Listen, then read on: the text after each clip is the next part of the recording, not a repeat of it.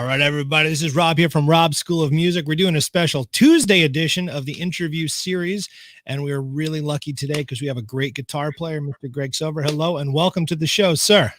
Hey, thank you, man. Thanks for having me. How's it going? It's going well. It was nice and warm today. It was a treat. Same here. So, it was nice to wear a lighter jacket out today. Yep, totally. And I'm hoping it stayed warm because I brought my winter coat and I left it in the car. And usually when I do that, like by the time I walk from the school to the car, I'm freezing. But I think spring is in the air, so that's a good thing. Definitely. So Rob's School of Music is a music school, as the name may imply. We're located, our physical location is in Rockland County, New York, which is just right on the New York-New Jersey border. But due to COVID, everything has been virtual, literally for the past 51 weeks. This coming Monday will be a year of virtual lessons. And luckily, a lot of our students, took this ride with us, and it has helped us, branch out to a nationwide brand now. And we've been doing these interviews weekly, which is different amazing musicians from literally around the country, sometimes even around the world, just to kind of hear their story and kind of, pay it forward to the students and then just show, your experience to kind of show them where it's at. So how'd you get started? When did you start playing music? I have to say it's because of my dad, pretty much. I remember my dad playing the guitar, and I remember being mesmerized by the look of the guitar. The way it sounded was another thing. So I always say the guitar got me into the music instead of the music got me into the guitar, I like that. So yeah, and throughout that, my dad, I remember him buying me my first guitar. I was around 5 years old. And then started on the journey. There was a lot of influences, but nobody, I would say the main two people I would say influenced me or impact me the most would be Stevie Ray and Jimi Hendrix. But I do recognize and respect all styles of music, but it was just something about those guys, something that Jimmy brought especially. And ever since then, it's been rock and blues music. And a little bit of in between things, but that's awesome. Yeah, my dad. I would blame it on my dad. I love that because that hits me personally because my father is a drummer and he got me my first guitar when I was 5. Unfortunately, I quit by the time I was 6 because it hurt my fingers and didn't really pick it up again until 13. I feel like I lost very valuable years, so I'm kind of jealous that you had the guts to overcome the calluses in the beginning. Yes, it was tough. It was tough, but eventually, and plus, my dad, he made sure he started me out on a somewhat professional guitar. He didn't want a kid's version guitar, if that makes any sense. So it makes total sense. I started right there away with a real guitar. So, dude, that may be my dad for that. Yeah, shout out to dad. Shout out to all the dads out there who believe in their kids. Like part of my experience with the school is I get to see a lot of parents where I see sort of reflection of my parents in there. Similarly, where they're just, setting their kids up for success with quality instruments. I think guitar and specifically, but most instruments, if you start off with a $20 Amazon.com special that doesn't stay in tune or the strings are an inch off the fretboard, it makes that learning process so much more challenging than it has to be. And there's so many kids who are stifled and never touch the instrument again because, the parent didn't want to spend just a little bit more to invest in that potential future. So that's very special. Yes. And, another thing is when sometimes a parent or a guardian would buy a 4-stringed instrument and call that a guitar, you know what I mean? And I think that can kind of take away what it's really meant to be, you know what I mean? So, I would definitely tell people to make sure you get the right thing, the right instrument, no matter what instrument it is. Make sure it's the right instrument. 100% agree, man. Definitely. You already got one great sound clip right off the bat because that's a fact. So when did you put your first band together? Wow. I want to say around 2006 and 5, between 6, I should say 6, 7, but 2006, 7. Don't get me wrong. I started out in the church, and I will always give big respects to that. I was a bass player in church, believe it or not, and then I moved over to the guitar. just filling up spots. I was always a guitar player, but the church needed a bass player, so I felt that spot for them.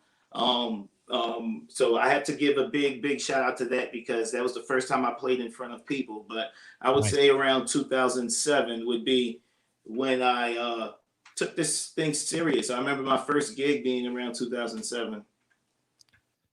The church can be such an incredible platform to learn what music can be. Yeah. My personal experience again is I was not brought up in a very religious background, but through this school, there's about 10 students who were coming to the school here through their church. They were paying for them to take different various lessons, drums, guitar, bass, vocals. And when they had their bigger events, they would hire me to come be the musical director to actually get all these musicians together to play. And, perhaps ignorantly, I'd never experienced what that felt like until I stood on the stage with them and the music is happening. And this is primarily Central American students. So they're all singing in Spanish and I don't speak Spanish. So just the power of on stage, they're singing, everyone in the crowd is crying.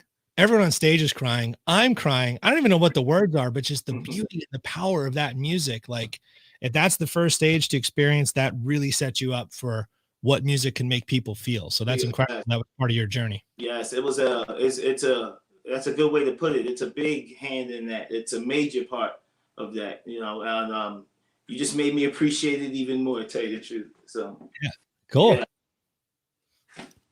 So your first gigs were 2005-6. Was it because I was running through your discography and I saw there's a couple records as yourself and then a couple records with sort of your band. So is there a differentiation between the different projects? No, it's all me. I was asked that question before, and I think the best way to answer that is just saying whether it's a Greg Sover or a Greg Sover band, it's all me. Yeah, it's good music. It's really cool. Like when we were trying to put this together for some time and Maggie had sent me your stuff months back and I listened to it right away. I was like, this is incredible. We just got to be able to set it up, but it's good. It's really good. Big shout out to Maggie too. Big shout out to She's awesome. She's been helping me with some stuff for the school as well. So she's very cool. So when you're putting the music, actually, let's go back. So we have your dad as the influence, and then we have the church experience, but I always think it's fascinating. And I know you said, Jimmy and Stevie, but was there a particular, maybe you went to go see a concert or a particular record or song from one of those artists or those experiences where you just had that like aha moment that like, this is going to be my life's work? And I think that's where Jimi Hendrix would fall in. Don't get me wrong. I always admired those who got on stage throughout my childhood. But by the time you're an early teenager, you kind of figure out what you want to do in life. And I don't mean it like you're knowing what you're gonna do in life, but you kind of see something and you say when you grow up you want to be like that. And I would definitely say that was Jimi Hendrix for me. And it was Purple Haze. I remember hearing the bum bum bum bum bum bum ba da da da da da da da. I was stuck. I was like, wow. It was what he did with the guitar and how he made it sound. And I dig the style. He had this nice cool jacket with it, and Jimmy's big time influence. But at the same time, I don't want to sound like him, if that makes any sense. We often find a great guitarist that we like, and we get stuck trying to sound like them.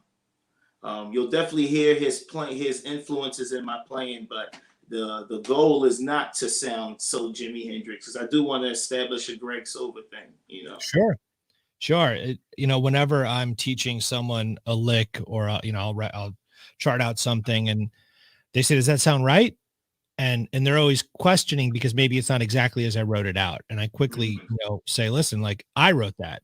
I don't want you to play it note for note like I did. Put your own, flavor on there. Put your own thing. Feel it, Yeah, exactly. I'm a big feel guy, so I get that entirely. Yes. So in your relation to the guitar as an instrument or music in general, and I preface this by saying there isn't a right or wrong answer to this question, and based on how you answer it, I'll explain that further. But throughout your journey, do you rely heavily? Is theory part of your process, or is it mostly just you're telling you which way to go? It's it's a little bit of both, and I like that question. But it's a little bit of both to me. Now I always say it starts off with the feeling. That's what makes you go there, you know. But eventually you'll have to know that the fourth of a C major is the F. You know what I mean? You just can't go anywhere. You know what I mean? So theory has to play a big part of that.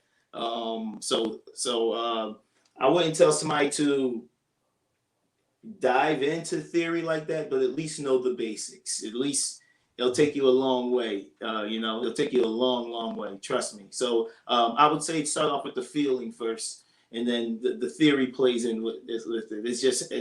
It's just how it goes. You can't escape it.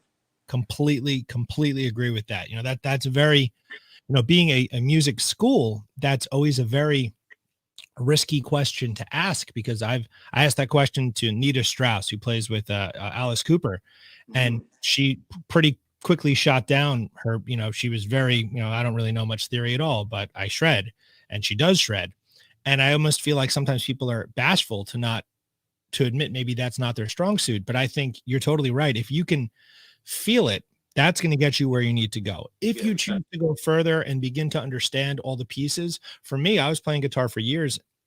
When I went to college, I had, you know, a degree in music. So that's when I was like, oh crap, I don't know any of this stuff. And then I just got punched in the face with theory, and I kind of fell in love with it secretly.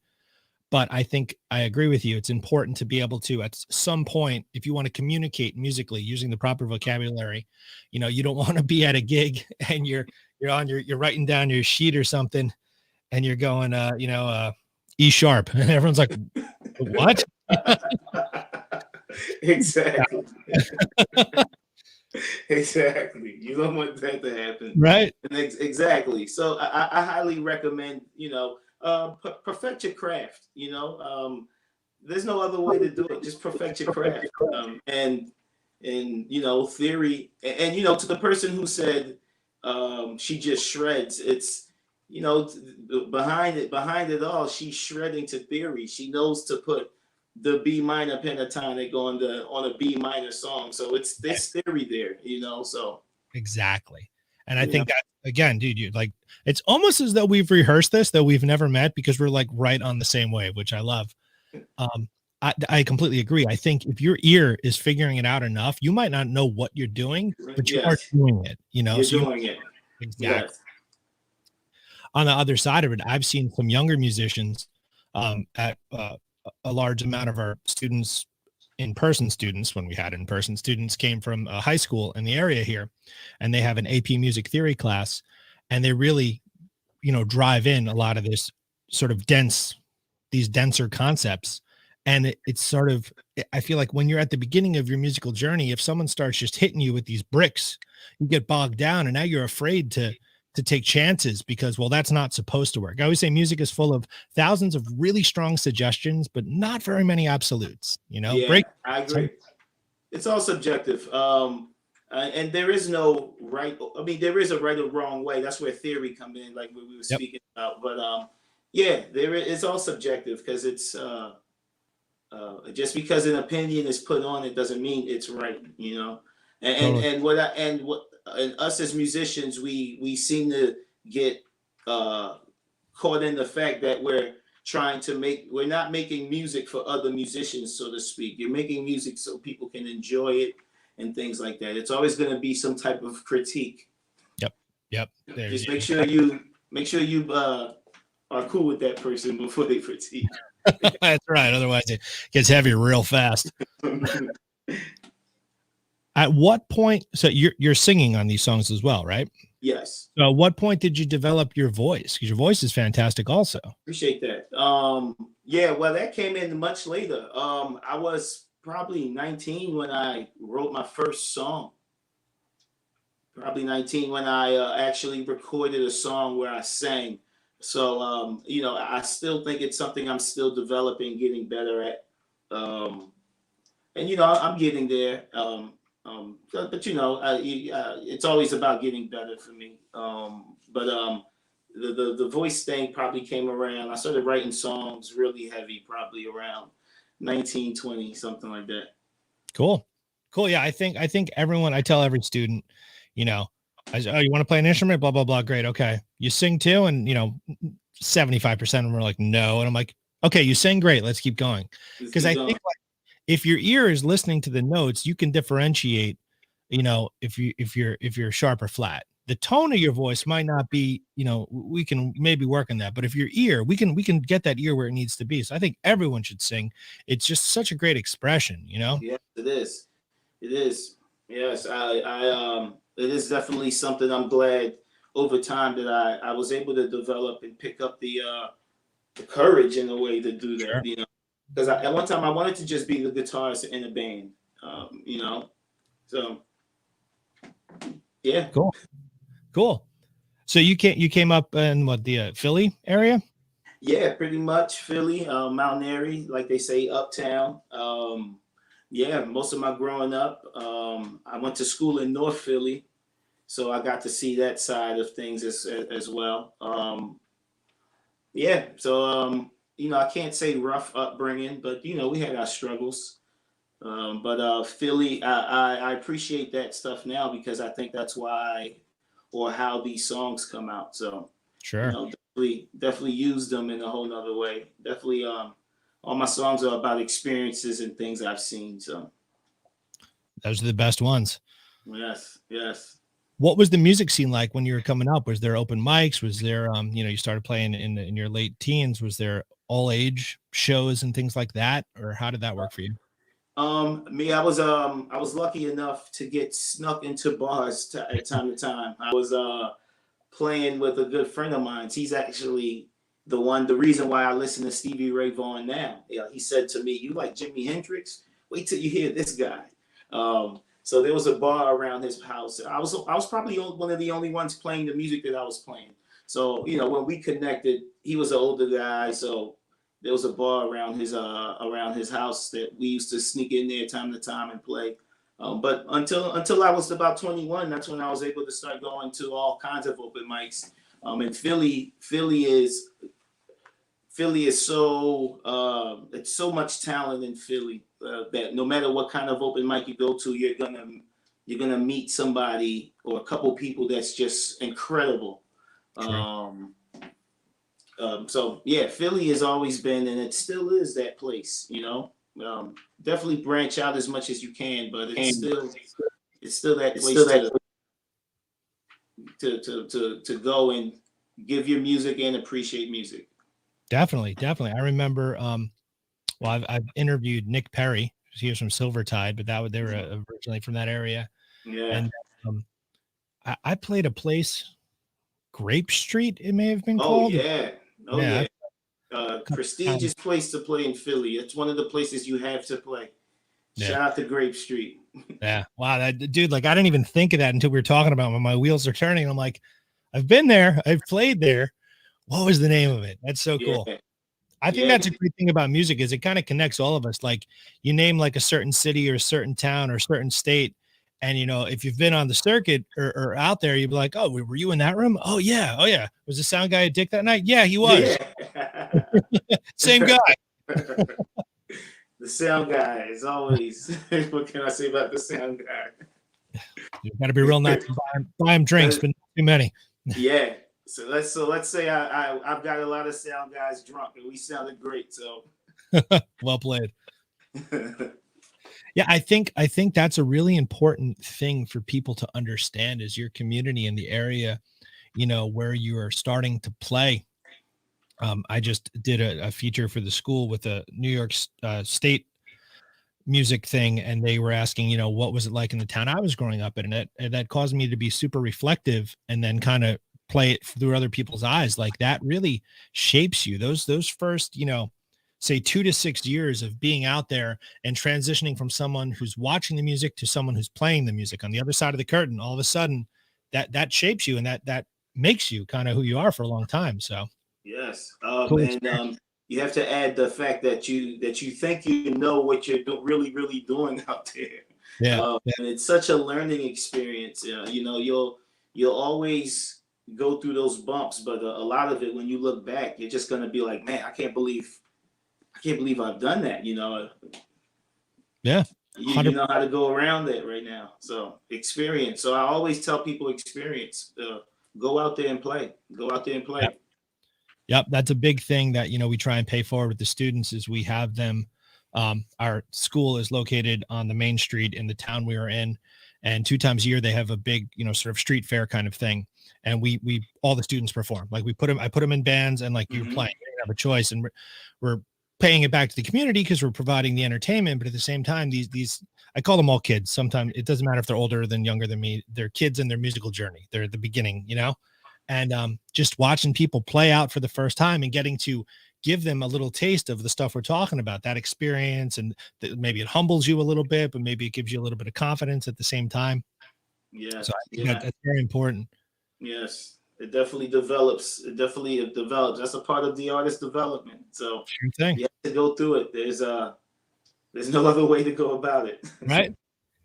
So I was, like I said, I was listening through your catalog, just digging everything here on Apple Music, and Politician, that's the newest single. Politician is yeah, you could say it's the newest single. We put out the album since then, but yeah, Politician was the single that we pushed from it. So did I get it right? Is the Parade the album? And yeah, the Parade. Oh yeah. Cool. Sorry, I'm scrolling through my notes on the side of the screen. I'm misreading things. So what was the process for that? When did you record that? How was the writing? Well, the Parade. Well, I started writing. I started writing the songs probably 2 years ago.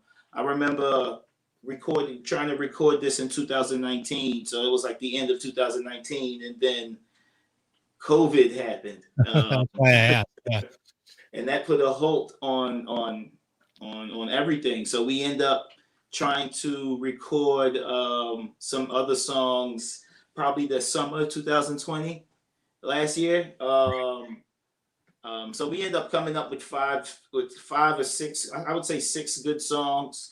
I really wanted it to be 10 songs, a whole album, but if we waited to put on the 5 or the 6 other songs or whatever, it would have been a longer process. But I had to put some music out because it's been 2 years before that since I put something out.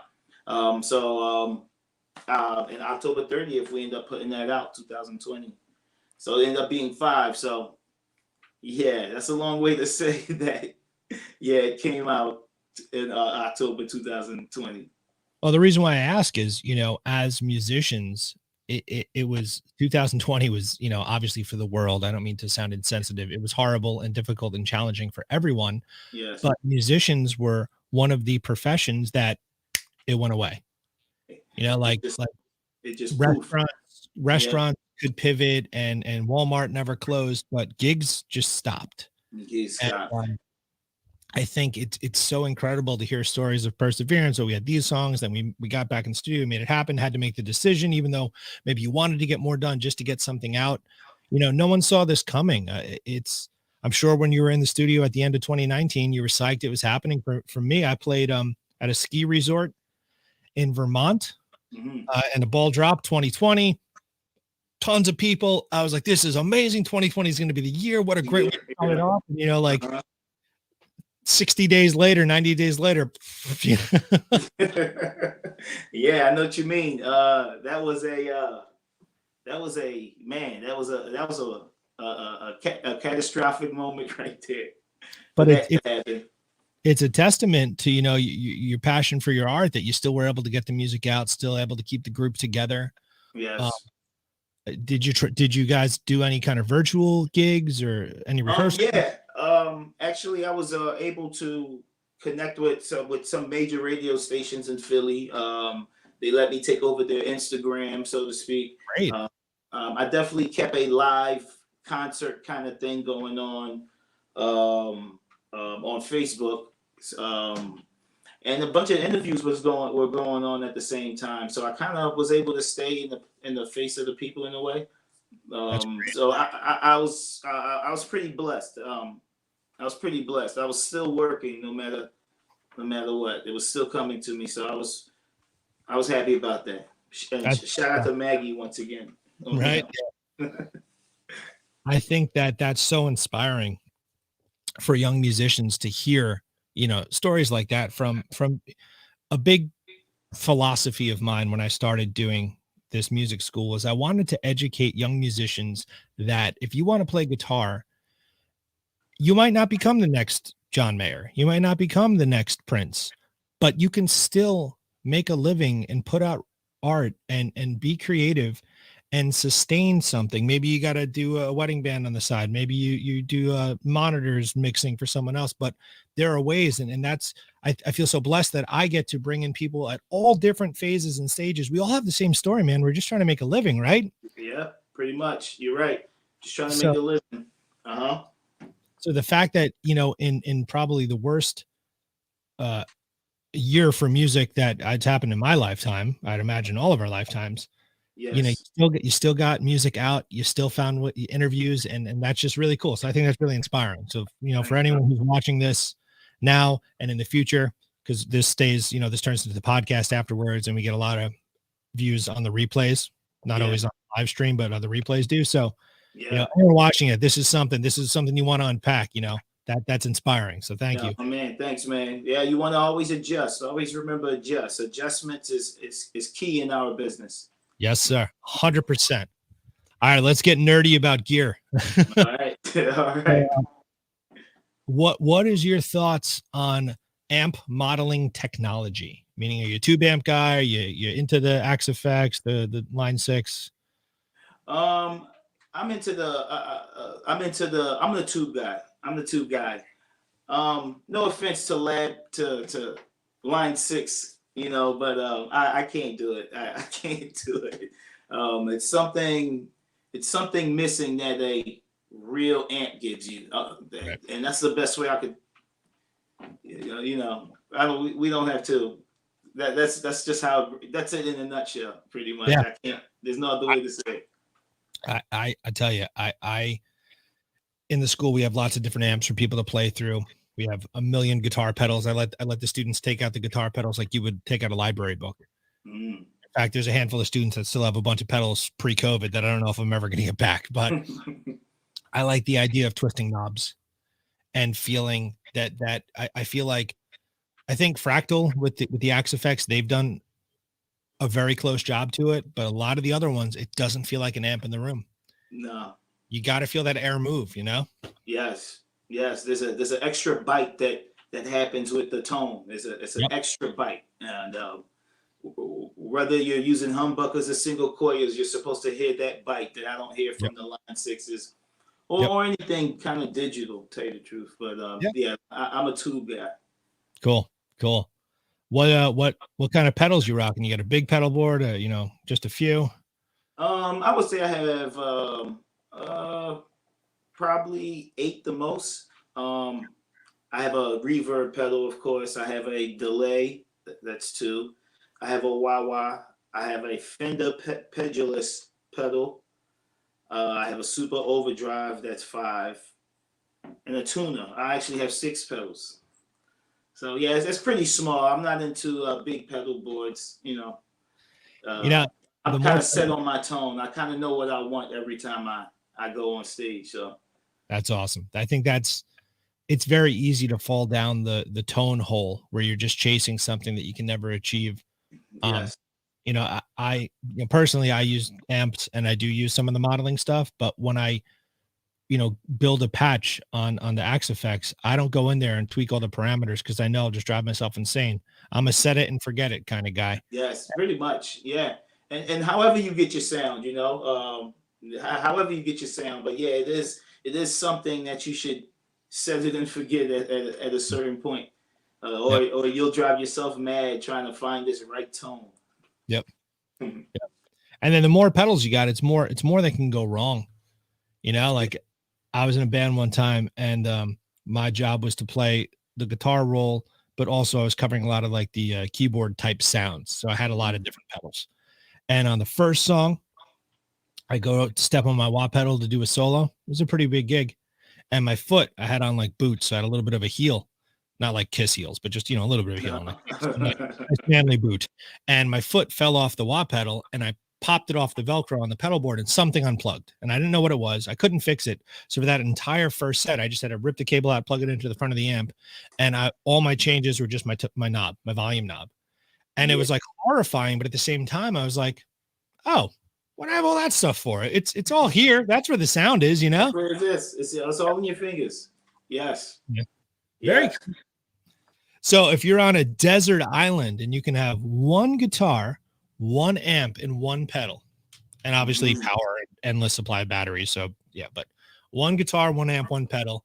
It doesn't have to be something you own. It could be, dream picks, but just those three. What do you think would you choose?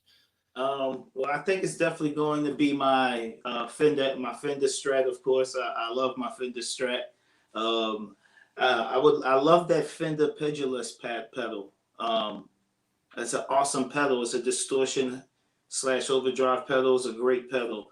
And I think I would have to be with my I want to say my Marshall. Is that a D? What is that over there? Oh, it's not there. It's my Marshall. I have a Marshall amp. I want to say it's a 40C, something like that. I forget the model, but I would say it's my Marshall. You can't go wrong with a Marshall. So yeah, you can't. You can't. Almost every Marshall is cool, but yeah, I love that Marshall. Cool, man. So if you had to tell younger yourself, you at the beginning, a lesson you've learned, you present, what would you tell yourself about this journey so far? I would tell myself that that's a good question. I would tell myself that I would probably say it's probably going to be a little longer than you think to get this thing established. And the reason why I say that is because I often, when I was younger, had I'm going to make it by this. I'm going to make it by this. And it had to also prove my love to it. Like you said earlier, you're not going to be the next Jimi Hendrix and things like that. So I had to figure it out in ways to where it'll work for me, to where it could sustain me, to where this is the only thing that I'm doing. Sure. But I would say that because when you love it that much, you're going to make it work. You're going to find a way to make it work. So I think that would probably be it. But I paid the dues. I did it all, so to speak, when I was younger. And I would definitely tell my younger self, that's a good thing, or you would have to go through that whole thing kind of thing, But that would probably be it. Just if you love this, make sure this is what you want to do, because a lot of things test you along the way. A lot of things. So that's good advice, man. That's really good advice. It's I coined this phrase, but I used it often. I think Gary Vaynerchuk said it, but it's something about, you got to love the process, because I love the process. Yes. That's what it is, brother. That's all it is. Man. You don't know. You're one at bat away from that home run. You just never know. So you got to keep swinging. That's what it is. Keep swinging. And you put too much time into this process, right? And we're talking about, especially us instrument players, we sat there and learned theory and did these tireless finger runs on the guitar and just to throw it away because of a certain result. I don't think that's good.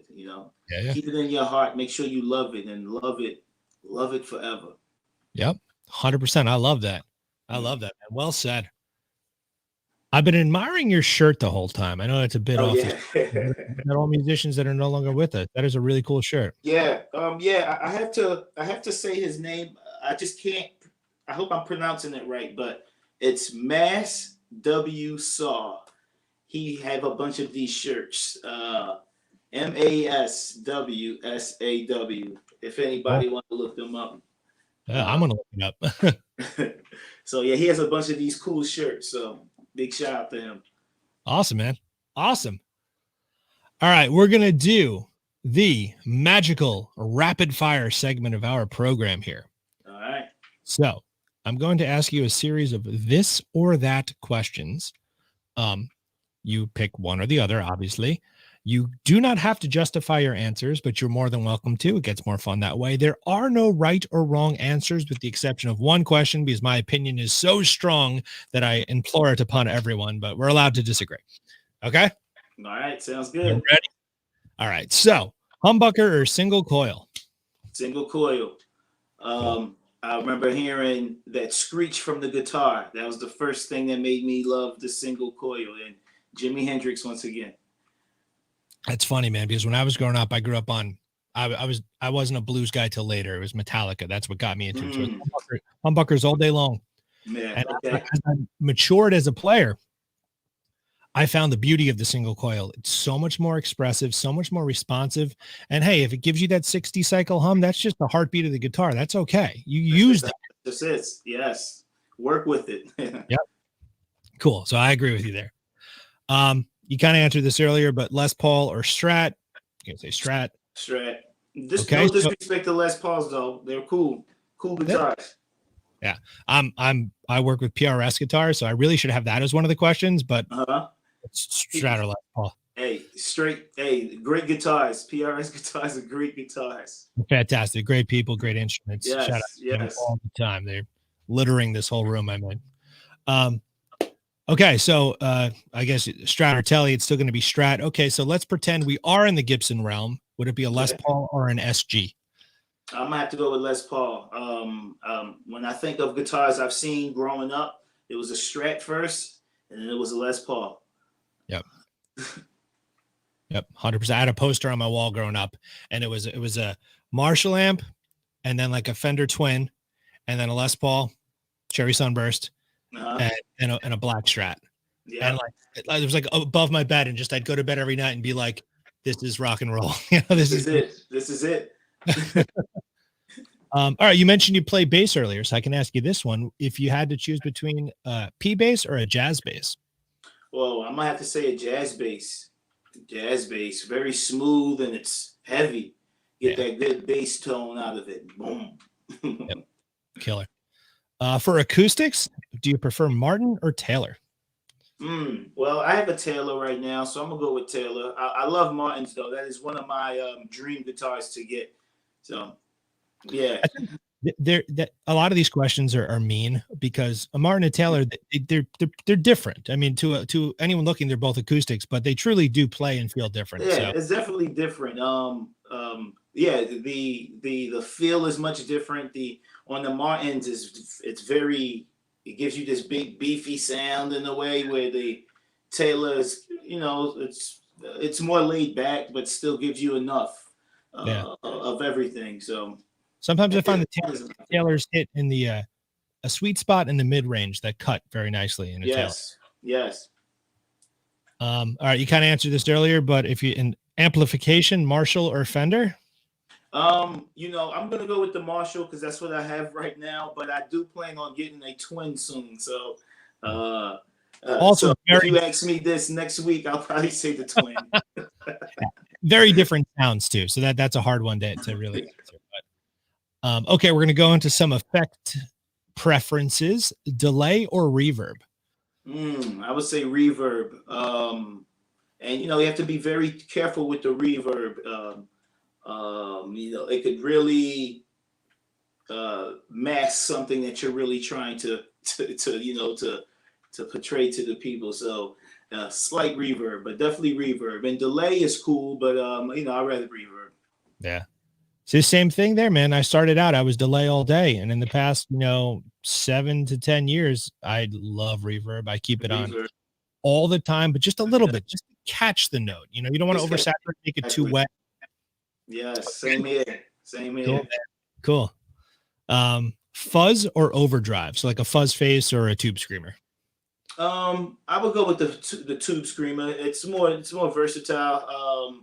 The fuzz, whenever I'm doing a Jimi Hendrix cover, that's the only time I would use fuzz for me. Right. But I'm pretty sure I could work it in something as well. But you know, I've always felt that the overdrive, I'm sorry, what was the other one you mentioned? A fuzz or an overdrive. So any The kind of overdrive. I always know the overdrive could be so versatile. yeah. It could play almost into anything. Where the fuzz, you have to play something that fits the fuzz. Exactly. That's dude, that is brilliantly said. Fuzz is like it's its own entity and you need to like make peace to it and give it tribute and allow it to allow you to make it work. It is such a Yes, hard thing to wrangle. exactly. I got one of these. This is the Bliss Factory. These Oh just came wow. out. So this is the Z-Vex Chase Bliss collaboration for that pedal movie coming out. And I just did a demo video of it on YouTube, and you'll hear me playing it. Like I'm getting sounds out of it, but I can't figure out how to make it sound. You know, like I'm fighting it. Like I have not. It sits on my desk, and I light a candle, and I give it all my guitar picks, and hopefully I'll get a good sound of it soon. Yeah. Yeah, right. Yeah. All right. So, it's finding the right song with it or the right tune to go with it. right. Exactly. Phaser or chorus? Ooh. I'm gonna say chorus. You know, I guess being from the '80s, I could blame it. I remember one of the first songs I've ever heard, first American songs I've ever heard was Cyndi Lauper's "Time After Time," and I remember hearing these chorus guitars that still gets me to this day. So I would say chorus. Phase is cool, but chorus. I'd rather chorus. Time After Time is a beautiful, beautiful song. So. Yes. Great reference. So you say first American songs. What kind of songs are you hearing? Well, you know, I'm Haitian, so my dad and my mom they often played the style of music called compa, and so that was mainly it. But the first English speaking song I've ever heard was Bob Marley, of course. Right. I remember hearing "Stand Up, Get Up," and even so, I remember the difference in the sound of the music. So until I heard "Time After Time," it was like a major jump. That was American, you know. That was like whoa.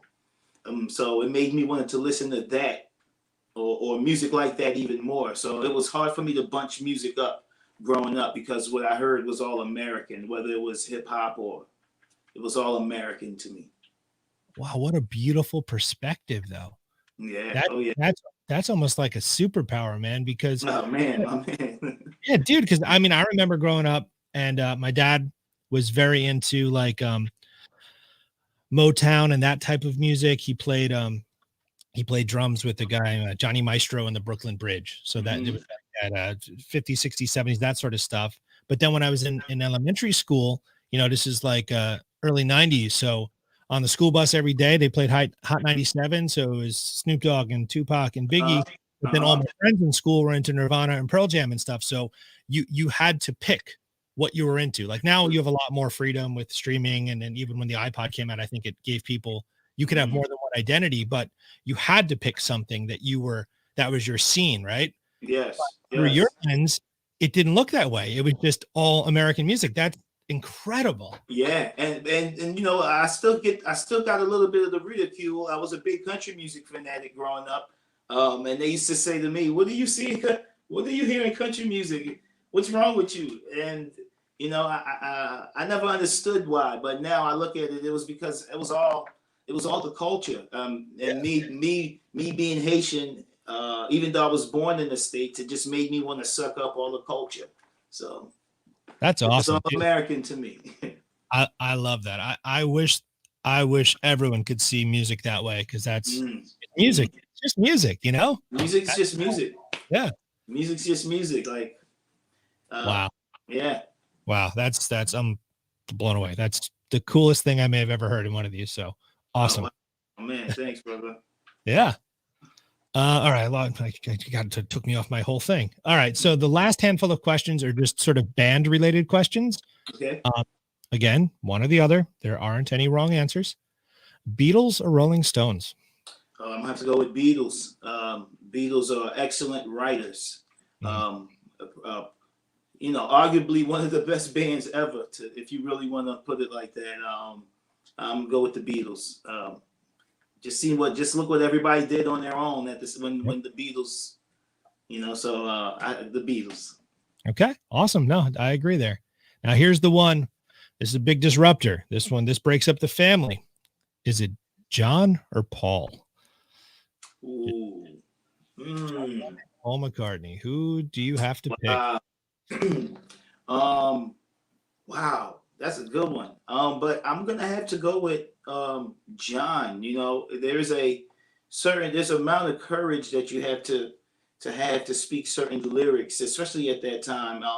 And me, who's a big Bob Marley fan, one of the main things that connected me to Bob Marley was how he wrote about certain things that were going on. So as much as Paul had the better ear, play the ear good, the good ear sounding music, I would have to give it to John with the lyrics and the that courage, things like that. So I would say, I'm sorry guys, I'm gonna have to go with John. That's okay. There's no wrong answer. I've heard that question answered with equal passion in both directions. And that's the beauty of the Beatles. I think people feel each one of those guys, even Ringo, was doing something special that it's, just a magic combination. Yeah. Agree. All right. Couple more here. We got Led Zeppelin or Pink Floyd. Oh man. Wow. I love Pink Floyd, but sometimes there's a certain energy that I want to release, and I would have to listen to Led Zeppelin for that. Okay. They're very different bands, so that's a complex one. Yeah. If it were to be Pink Floyd, is it Dark Side of the Moon or The Wall? Oh, it's Dark Side of the Moon. Cool. Dark Side of the Moon. Here's another opinion, but one of the best albums probably ever. From how it was orchestrated, how it's weaved into everything. Yeah. The best songs were the most classic songs are on that one when you think about it. So totally. It's funny because when I was a kid, my guitar teacher played bass in a pretty big Pink Floyd tribute band. So some of my first gigs I would go to, because I've had this mustache since I was 14, so I could get it. Damn these Italian jeans. So I'd go into the clubs and I'd watch him play this music. So I was hearing this music and I heard the music of The Wall before I heard Dark Side. So I came to Dark Side later in my journey. But that being said, the chorus of Us and Them can make me cry no matter what's happening in my life. It is so powerful and beautiful. When the female voices come in there, it's just it's a remarkable album, well put together. And The Wall is it's very up there, very close. Yep. So nothing to take away from The Wall. Yeah, excellent album as well. All right, and then my last question is a more modern question because everything music related had been sort of. I try and when putting this together, I tried to say, okay, like influences and then influences. So if you were to Beatles, Stones, Zeppelin, Floyd, that would be the influences in sort of the rock realm. So if we're talking 90s music, I don't know. I'm born in 1983, so I don't know how far we are apart, but I'm 2 years after. Okay, so similar experiences then. So were you a Pearl Jam guy or a Nirvana guy? Good question, but I would have to say I'm a Nirvana guy. Nirvana, Kurt Cobain caught me instantly. And plus, to me, not to break a band down like that, it came to the beats sometimes, and I've always felt like Nirvana, the beats were better. It felt like a Teen Spirit, cool beat. And I can't don't get me wrong, Pearl Jam was great, but it was always melodic in that one sense, where Nirvana kind of showed a little bit of a difference. Sure. So I would always have to go with Nirvana, and I always heard something. I always heard a passion, or this guy been through something from Kurt Cobain, and I was younger. Being younger, I felt that. So hands down, Nirvana. All right. No wrong answers. It's all good. Mm-hmm. All right, dude. Well, this has been absolutely incredible. I mean, your perspective and your experience, I really appreciate, you being here. And, for everyone watching this in the future, I will have the links at the bottom for all Greg's music and everything, so you can check out his stuff. I got the SoundCloud link and all the streaming stuff, your website. So when people watch this in the future, just go to the show notes and click and subscribe to all his socials. And is there anything in the future that you want to tell us about, something to look out for? Yes, we're actually working on a parade too. So that should be coming out in the summertime. Awesome. Awesome. So you definitely let me know when that happens, and I'll also link that up because I can always edit the link. So maybe when you're watching this 6 months from now, boom, it's already out. So you guys already out. Yes, it should be out by then. Definitely. Awesome. Awesome, dude. Well, thank you so much for your time. Appreciate it. I appreciate you having me on here. It's fun. 100%, dude. And once the world is safe, if you have gigs up in New York, we'll come down to Philly. I'd love to link up, meet in real life, have a little jam, and have some fun. Let's do that. Sounds good. Let's make sure that happens. All right, dude. Well, stay safe, and I appreciate you, and we'll see you soon. All right. See you later. Peace. Later.